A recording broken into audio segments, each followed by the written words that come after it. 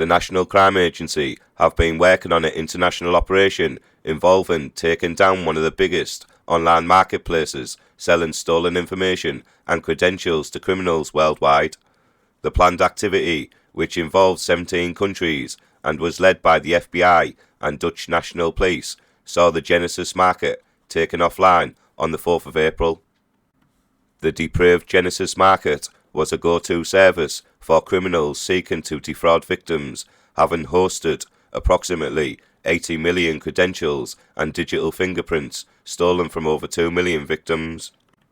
As part of the investigation by the NCA, working with the City of London's police and policing partners across the United Kingdom, identified hundreds of UK-based users of the platform. This resulted in 31 warrants being executed and coordinated raids by the NCA, regional cybercrime units and police forces from around the kingdom. 24 people were arrested in the UK, including 2 men aged 34 and 36 who were held by the NCA in Grimsby on suspicion of Computer Misuse Act and fraud offences.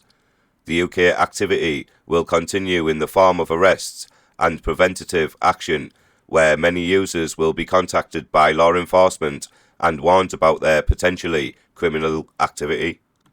In total, there were around 120 arrests, over 200 searches, and close to 100 pieces of preventative activity carried out worldwide. Rob Jones, NCA Director General, NECC, and Threat Leadership said, "Behind every cyber criminal or fraudster is the technical infrastructure that provides them with the tools to execute their attacks and the means to benefit financially from their offending." The brazen Genesis market was a prime example of such a service and was one of the most significant platforms on the criminal market. Its removal will be a huge blow to criminals across the world. Targeting this infrastructure is at the core of the NCA's efforts to disrupt the highest harm offenders and protect the public from those seeking to infiltrate their lives, stealing their identities and their money. Genesis Market traded in digital identities, selling bots that contained information harvested from the victims' devices which had been infected using malicious attacks. These indiscriminate attacks were conducted against both members of the public and companies operating in a variety of sectors. These bots would give criminals access to all the data pertaining to an individual identity, such as cookies, saved logins, and autofill form data. This information was collected in real time, meaning the buyers would be notified of any change of passwords and so on. The price per bot would range from as little as $0.70 up to several $100, depending on the amount and nature of the stolen data. The most expensive bots would contain financial information, which would allow access to online banking accounts. The cybercriminals could use this access to steal from victims, either by directly moving money out of an account or using the credentials to pay for goods and services for their own benefit, which is really shocking.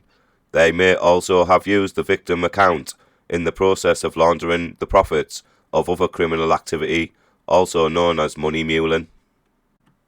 The Genesis market was so unique in that it provided users with a custom browser which would mimic that of their victim.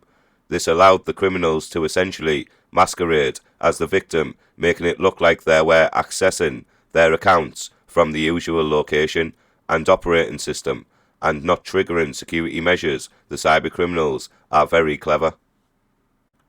It's likely that criminals would use information about a victim they had obtained from their various accounts, such as interests, names of friends and family, and personal circumstance, to socially engineer them for further offences. This process sees a fraudster using the information to build trust with a victim, then manipulating them into handing over money voluntarily. Those who have been affected are encouraged to report this either to Action Fraud via their online portal or Police Scotland by calling 101 if you live in Scotland. The NCA, the UK's version of the FBI, has also collaborated with the National Cybersecurity Centre and City of London Police to diverse 5 steps for members of the public to follow in order to protect their devices and online accounts. This can be accessed on the National Crime Agency website. Rob Jones added, cybercrime is a key enabler of the vast majority of fraud, which is now the single largest crime type in the UK, affecting more people than any other. The National Crime Agency is attacking criminal infrastructure from all angles, and those seeking to use such services should be aware that the NCA are coming after them. Please like and comment and subscribe. Thanks.